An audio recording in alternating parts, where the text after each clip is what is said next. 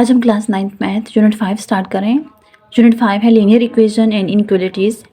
Linear equation क्या होता है ये हम लोग पहले इसके बारे में पढ़ते हैं। यहाँ पर टर्म यूज़ हुई है लीनियर इक्वेशन।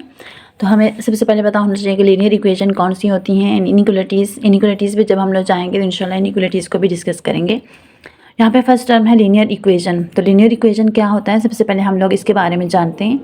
लीनियर इक्वेशन के बारे में जानने से पहले हमें लीनियर इक्वेशन की स्टैंडर्ड फॉर्म का भी पता होना ज़रूरी है कि इसकी स्टैंडर्ड फॉर्म क्या होती है। इसकी स्टैंडर्ड फॉर्म ये होती है ax + b = 0। इसमें a और b कोई भी रियल नंबर हो सकते हैं और a जो है तो 0 के इक्वल नहीं हो सकता, क्योंकि जाहिर बात है a अगर 0 के इक्वल हो जाता है तो हमारे पास यहाँ पे वेरिएबल ही नहीं होगा। तो हम लोग कैसे जो है तो उसकी वैल्यू निकालेंगे। b 0 हो सकता है लेकिन a 0 नहीं हो सकता।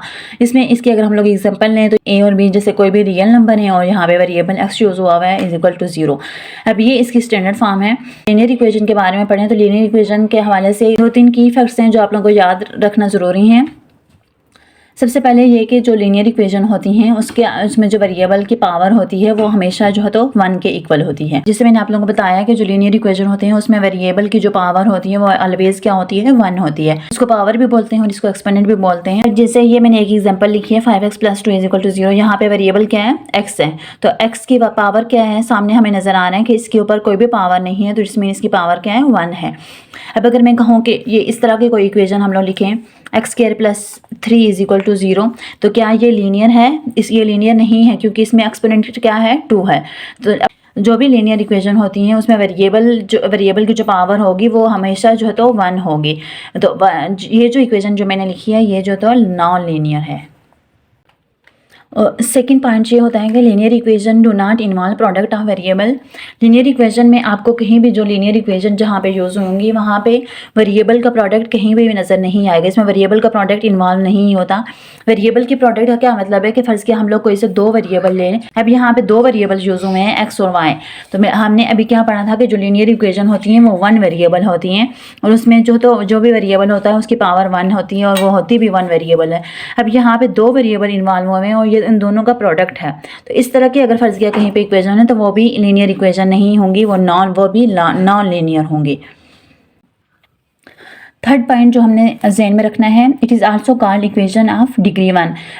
लीनियर इक्वेशन को हम इक्वेशन ऑफ डिग्री 1 भी कहते हैं क्योंकि यहाँ पे जो भी वेरिएबल होता है उसकी डिग्री 1 होती है, तो यहाँ पे इसको इक्वेशन ऑफ डिग्री 1 भी कहा जाता है। आई होप इट्स क्लियर कि लीनियर इक्वेशन क्या होती हैं।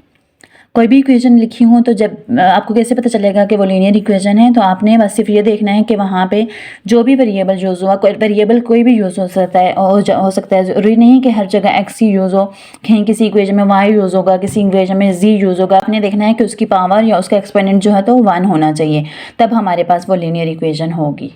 It's clear. Now move to exercise 5.1।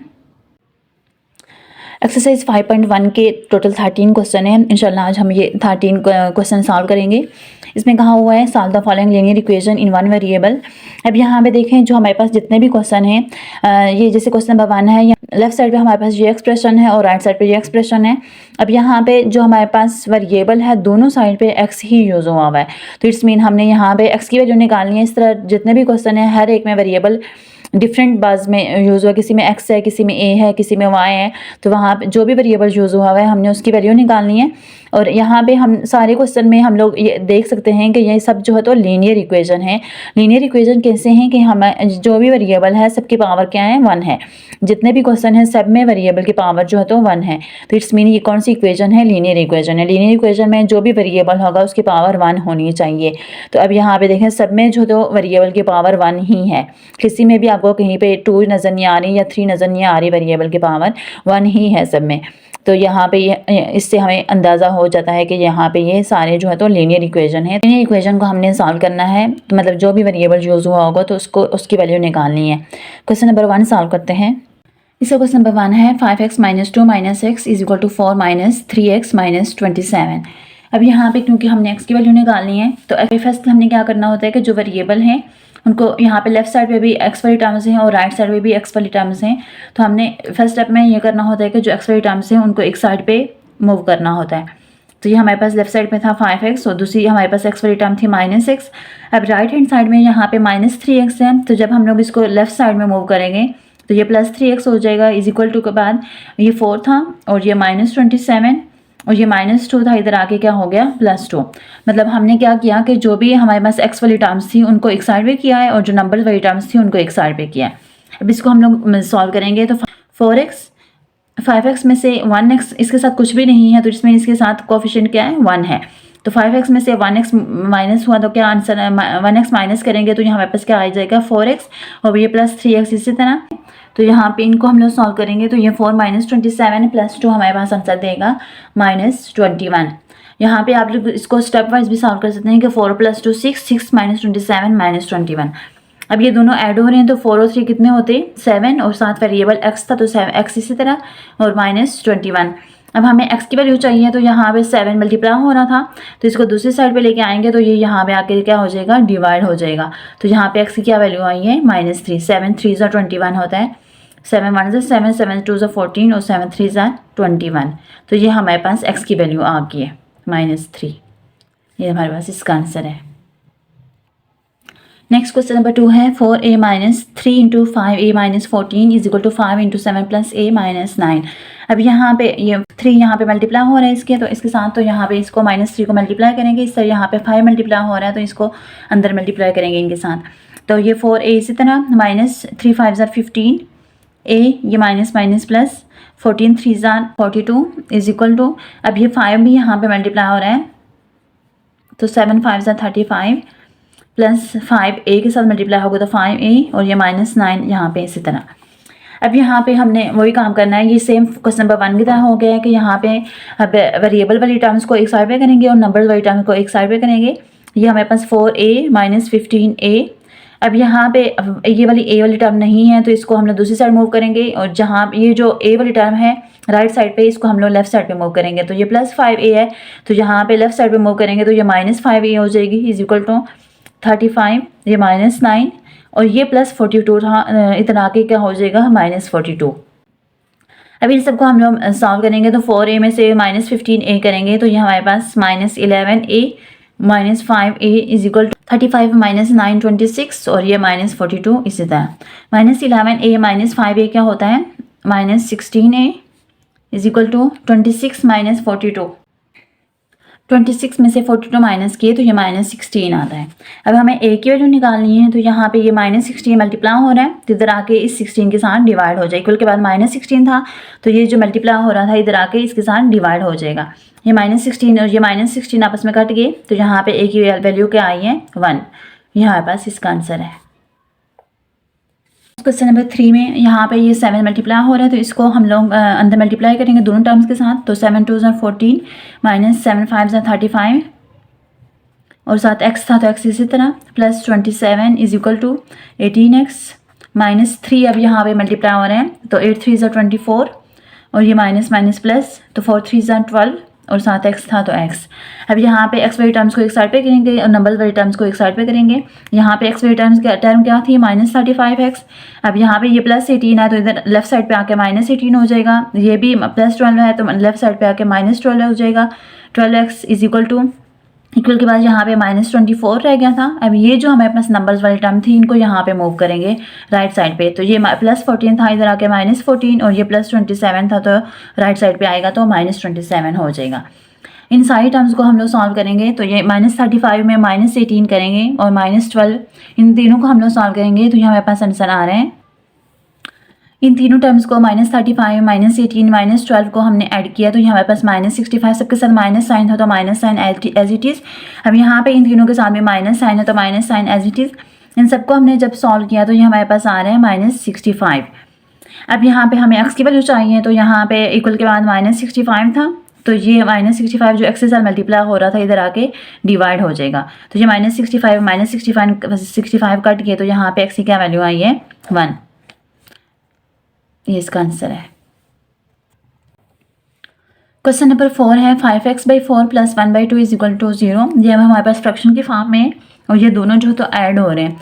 इसका एक मेथड तो ये भी है कि आप इसका 4 और 2 का एलसीएम लें और एलसीएम लेके इसको सिंप्लीफाई करें। और दूसरा मेथड ये है कि हम यहाँ पे x वाली टर्म को यहीं पे रखें और ये जो 1/2 फ्रैक्शन में है इसको दूसरी साइड पर मूव करें। तो यहाँ पे ये क्या हो जाएगा 5x/4 इज इक्वल टू 0, ये +1/2 है तो क्या हो जाएगा -1/2। अब हम लोग इसको मज़ीद सिंप्लीफाई करें तो ये क्या हो जाएगा, 0 में -1/2 करेंगे तो -1/2।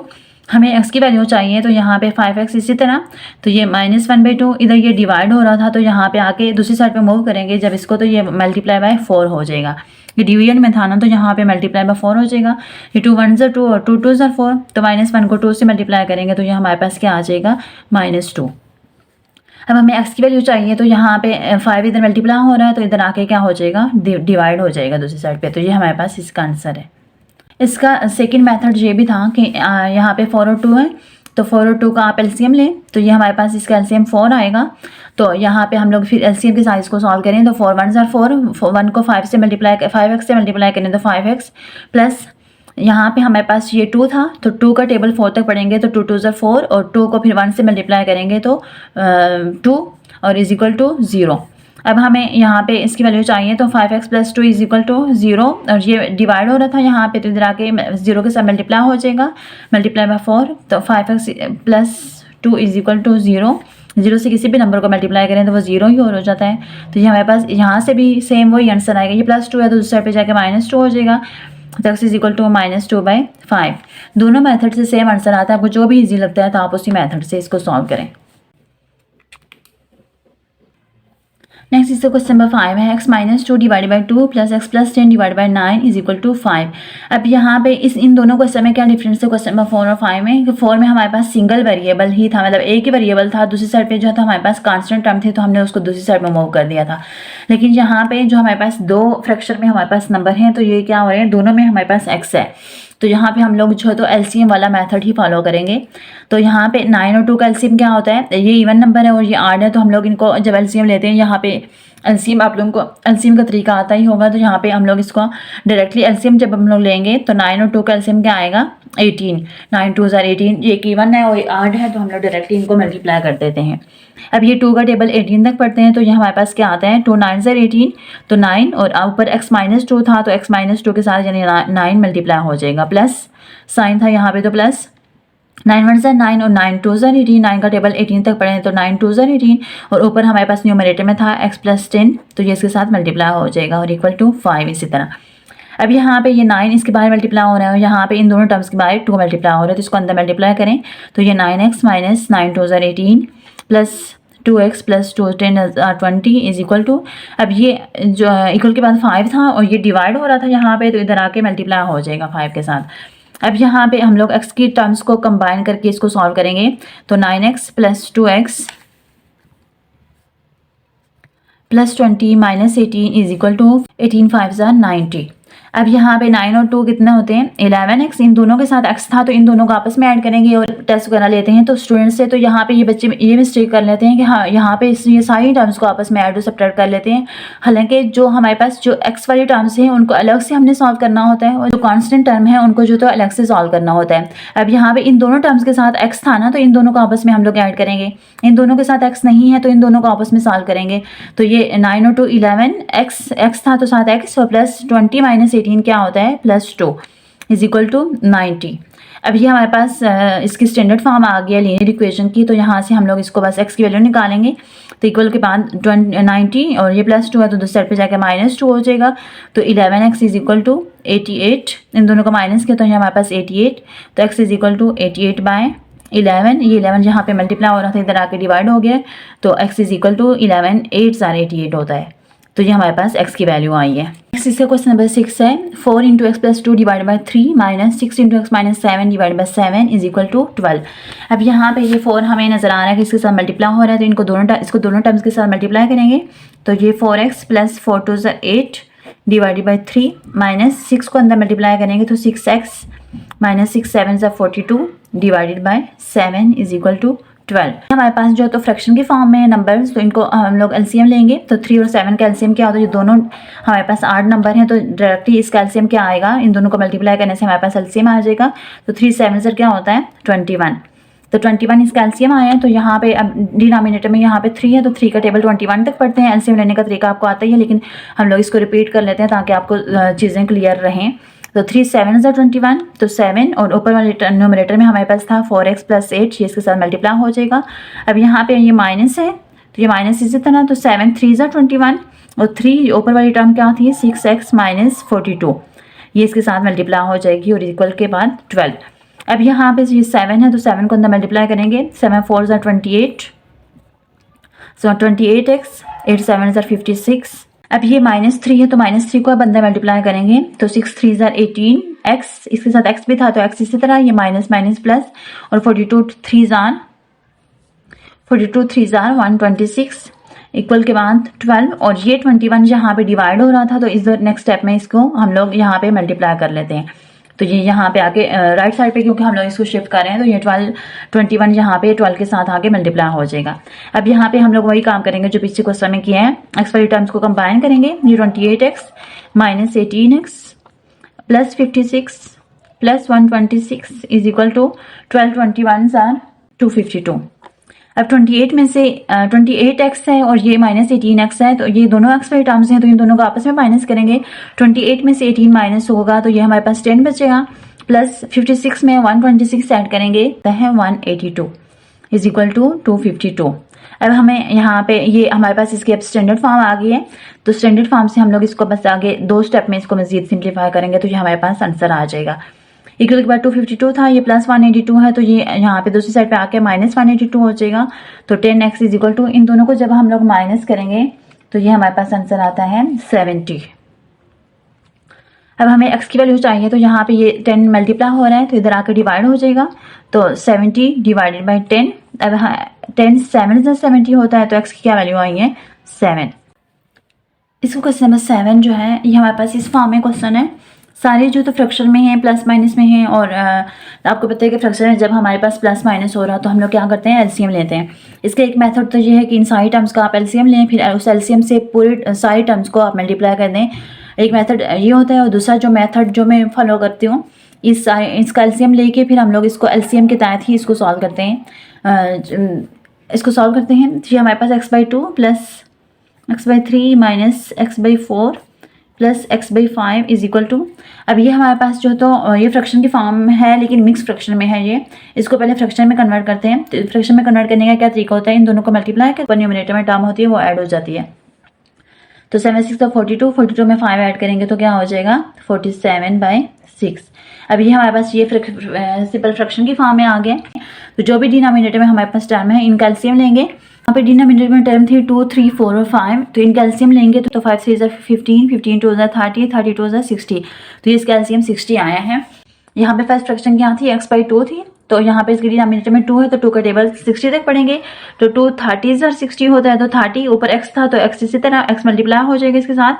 अब 3 का टेबल 60 तक पढ़ेंगे, 3 20 ज़ा 60 होता है तो ये 20 और ऊपर x था तो x के साथ मल्टीप्लाई हो जाएगा, माइनस 4 15 ज़ा 60 होता है तो 15 के साथ x मल्टीप्लाई हो जाएगा, 12 5 ज़ा 60 होता है तो 12 और ऊपर x था तो x इसके साथ मल्टीप्लाई हो जाएगा इज इक्वल टू 47/6। अब यहाँ पे ये क्योंकि ये सारी टर्म्स x वाली हैं तो इनको सबको सॉल्व करके हमारे पास आंसर आता है 47 और साथ x था तो x इसी तरह divide by 60 is equal to 47/6। अब यहाँ पे ये 60 डिवाइड हो रहा है तो यहाँ पे दूसरी साइड पे जाके उसके साथ मल्टीप्लाई हो जाएगा, राइट साइड पे हमारे पास था 47/6, तो ये 60 यहाँ पे डिवाइड हो रहा था तो इधर आके मल्टीप्लाई हो गया, तो ये 6 1 ज़ा 6 और 6 10 ज़ा 60। अब ये 47x is equal to 47 multiply by 10, तो जब हमने इसको मल्टीप्लाई किया 47 को 10 से मल्टीप्लाई करेंगे तो ये हमारे पास 470 हो जाएगा। अब हमें x की वैल्यू चाहिए तो ये 47 को दूसरी साइड पे आके ये डिवाइड हो जाएगा, तो 47 10 और 470 होता है, तो ये हमारे पास इसका आंसर आया है 10। ये इसको क्वेश्चन नंबर 8 है, y + 1 divide by 3 plus y + 1 divide by 2 is equal to 2 minus y + 3 divide by 2। अब यहाँ पे y वाली टर्म्स लेफ्ट साइड पे भी हैं और राइट साइड पे भी हैं, तो इसको हम लोग पहले एक साइड पे करते हैं, +1 डिवाइड बाई 2, और ये माइनस के साथ थी तो जब हम लोग इसको लेफ्ट साइड पे ले आएंगे तो ये प्लस के साथ हो जाएगी, तो y + 3 divide by 2 is equal to, equal के बाद क्या रह गया है 2। अब यहाँ पे ये क्योंकि फ्रैक्शन में है तो यहाँ पे डिनोमिनेटर में 3 2 और 2 था तो इसका एलसीएम हमने लिया तो वहाँ आया है 6। अब हमने इसको एलसीएम के साथ अब सॉल्व करेंगे, तो 3 2 ज़ा 6 होता है तो 2 और ऊपर न्यूमरेटर में जो टर्म होती है वो इसके साथ मल्टीप्लाई हो जाती है, प्लस 2 3 ज़ा 6 और न्यूमरेटर में y + 1 है तो ये मल्टीप्लाई हो गया, प्लस 2 3 ज़ा 6 और न्यूमरेटर में था y प्लस 3, तो ये इसके साथ मल्टीप्लाई हो गया इज इक्वल टू 2। अब ये जो टर्म्स बाहर मल्टीप्लाई हो रही है इनको अंदर जो है तो दोनों टर्म्स के साथ मल्टीप्लाई करें तो ये यहाँ पे हो जाएगा 2y plus 2 plus 3y plus 3 plus 3y plus 3 3 जार 9 इज इक्वल टू 2। ये तो डिवाइड हो रहा था, इधर आके मल्टीप्लाई हो जाएगा इसके साथ। जो वेरिएबल वाली टर्म्स हैं उनको कंबाइन करेंगे तो यहाँ पे y वेरिएबल है तो y वाली जितनी भी टर्म्स हैं उनको कंबाइन करके उसको फिर हम लोग सॉल्व करेंगे। ये 2y 3y प्लस 3y, अब जो नंबर्स वाली टर्म्स हैं उनको कंबाइन करेंगे, ये plus 2 plus 3 plus 9 is equal to 6 2 जार 12। 2y 3y और 3y कितना हो गया, 2 और 3 5, 5 और 3 8, 8y प्लस इन सबको हमने ऐड किया तो 9 और 3 12, 12 और 2 14 इज इक्वल टू 12। हमारे पास स्टैंडर्ड फॉर्म आ गई थी लीनियर इक्वेशन की, तो यहाँ से हम इसको मजीद सॉल्व करेंगे तो ये 12 माइनस 14, तो ये हमारे पास 8y is equal to 12 minus 14 कितना होता है -2। अब हमें y की वैल्यू चाहिए तो y इज इक्वल टू -2/8, तो 2 1 ज़ा 2 और 2 4 ज़ा 8, तो y की क्या वैल्यू आई है -1/4।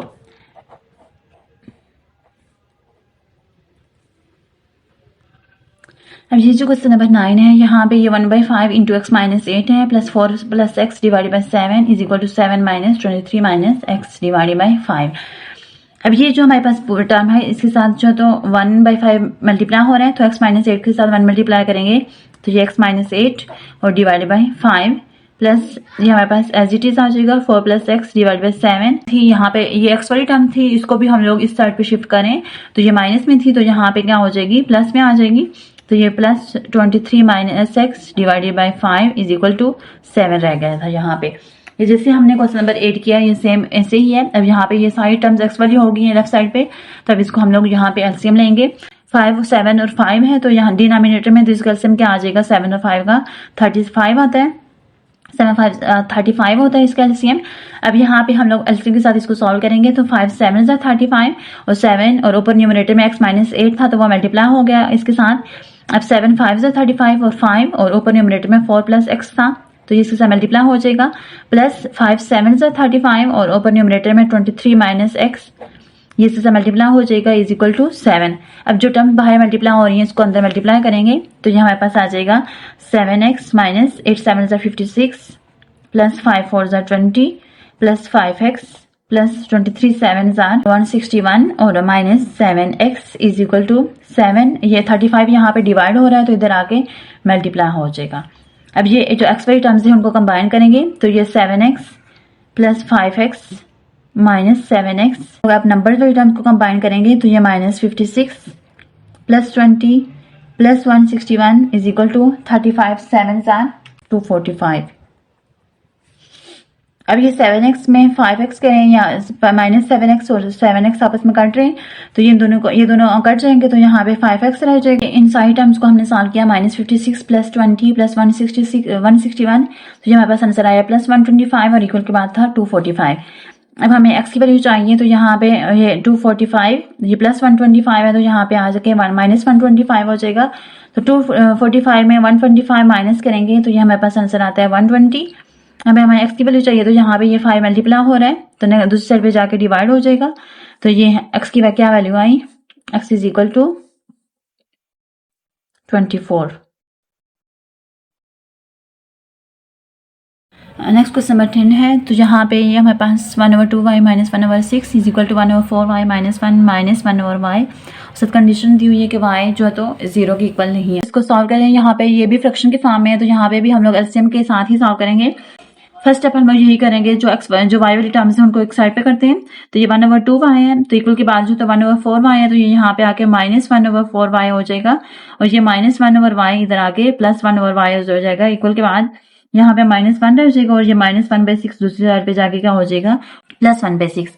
अब यहाँ पे डिनोमिनेटर में इससे पहले जितने भी हमने क्वेश्चन किए हैं वो जस्ट यहाँ पे डिनोमिनेटर में कोई ना कोई नंबर थे। अब यहाँ पे वेरिएबल भी हमारे पास डिनोमिनेटर में आया हुआ है तो वेरिएबल के साथ जो तो हम लोग इसका एलसीएम लेंगे। इसका एलसीएम लेने का क्या तरीका होता है, यहाँ पे हमारे पास क्या है 2y 4y और y, तो यहाँ पे सबसे पहले जो नंबर्स हैं हम लोग पहले उनका जो तो एलसीएम ले लेते हैं। तो 2 4 और इसके साथ कुछ भी नहीं है तो इसके साथ कोफिशिएंट 1 है तो 2 4 और 1 का एलसीएम क्या आता है 4 आया और इन सबके साथ क्या मल्टीप्लाई हो रहा था y मल्टीप्लाई हो रहा था, y जो इसके साथ मल्टीप्लाई हो जाएगा तो इसका एलसीएम क्या हो जाएगा 4y। अब यहाँ पे हम लोग इसका क्या तरीका होता है इसको सॉल्व करने का, ये इन तीनों का एलसीएम हमारे पास 4y आया है। अब ये 2y है तो 2y का टेबल जो, तो जैसे हम लोग यहाँ पे टेबल पढ़ते थे ना, जो भी नंबर होता था उसका टेबल यहाँ तक पढ़ते थे। अब ये हमारे पास जो डिनोमिनेटर में टर्म है ये हमारे पास y के साथ ही है, तो y को छोड़ के जस्ट हमने 2 का टेबल 4 तक पढ़ना है। तो 2 1 2 2 2 4, हमारे पास 2 आया है, तो 2 को ऊपर 1 से मल्टीप्लाई करेंगे तो ये हमारे पास क्या आया 2, 2 1 2। अब यहाँ पे ये 4 आया है, तो ये 4 आया, तो आपको पता है कि जब एलसीएम सेम होता है तो जस्ट हम लोग ऊपर वाली टर्म लिखते हैं। तो ऊपर -1, ऊपर 1 था तो ये -1 के साथ तो -1 प्लस, अब ये 4y है और यहाँ पे y है, तो y और y तो सेम है लेकिन 4 तो नहीं है ना, तो 4 1 के साथ मल्टीप्लाई होके तो 4 1 4 इज इक्वल टू, अब ये -1 और प्लस 1/6, इसके नीचे कुछ भी नहीं है, तो इसका क्या है डिनोमिनेटर 1 है, तो 6 और 1 का एलसीएम क्या आएगा 6। तो 1 का टेबल 6 तक पढ़ेंगे तो 6 को -1 से मल्टीप्लाई करेंगे तो -6 प्लस 6 1 से 6 और 1 को 1 से मल्टीप्लाई करेंगे तो 1 1 1 सर 1, 2 -1 करेंगे तो 1 1 प्लस 4 क्या हो जाएगा 5 divided by 4y is equal to -6 plus 1 क्या होता है -5 और डिवाइडेड बाय 6। तो यहाँ पे हम लोग क्रॉस मल्टीप्लाई कर सकते हैं, ये नंबर इसके साथ मल्टीप्लाई हो जाएगा और ये वाला नंबर इसके साथ मल्टीप्लाई हो जाएगा, तो ये क्या हो जाएगा 6 5 30 और इक्वल के बाद -5 है और ये 4y है, तो 5 4 20 और -1 के साथ था तो -20y। अब हमें y की वैल्यू चाहिए, तो यहाँ पे y क्या हो जाएगा, y is equal to, equal के बाद यहाँ पे 30 था तो ये 20 इसके साथ y के साथ मल्टीप्लाई हो रहा था, तो इधर आके डिवाइड हो जाएगा और ये माइनस के साथ था। अब ये 10 के टेबल से दोनों काट रहे हैं, तो 10 3 30 और 10 2 20, तो इसका क्या आंसर आया -3/2। ये हमारे पास इसका सोल्यूशन है। नेक्स्ट क्वेश्चन नंबर 11 है 4 -0.3 और अंदर जो है तो टर्म है ब्रैकेट में 1 - x इज इक्वल टू 7। अब ये 0.3 इन दोनों टर्म्स के साथ मल्टीप्लाई हो रहा है, तो हम लोग इसको पहले मल्टीप्लाई कर लेते हैं। तो 4 - 0.3 को जब 1 से मल्टीप्लाई करेंगे तो 0.3, ये माइनस माइनस प्लस 0.3 को जब x से मल्टीप्लाई करेंगे तो ये हो जाएगा 0.3x इज इक्वल टू 7। अब हमें क्योंकि x की वैल्यू निकालनी है, तो यहाँ पे x वाली टर्म एक ही है, तो इसको यहीं पे रख के तो बाकी जितनी भी टर्म्स हैं उनको दूसरी साइड पे शिफ्ट करेंगे। इक्वल के पास 7 था तो ये वाले टर्म्स उधर शिफ्ट हो जाएंगे, तो ये +4 था तो दूसरी साइड पे जाके क्या हो जाएगा -4 और ये -0.3 था तो इधर आके क्या हो जाएगा +0.3। अब ये 0.3x इज इक्वल टू 7 - 4 कितना होता है 3, तो 3 + 0.3। अब 0.3x इसी तरह, तो 3 + 0.3 कितना होता है 3.3। अब हम लोग हमें x की वैल्यू चाहिए, तो यहाँ पे x के साथ 0.3 मल्टीप्लाई हो रहा था, तो ये इक्वल के बाद 3.3 था तो इसके साथ आके ये डिवाइड हो जाएगा 0.3। इन दोनों को डिवाइड किया है तो ये हमारे पास आंसर आया है 11, तो ये हमारे पास इसका सोल्यूशन है। नेक्स्ट क्वेश्चन नंबर 12 है 0.5x is equal to 6.3 minus 0.2x।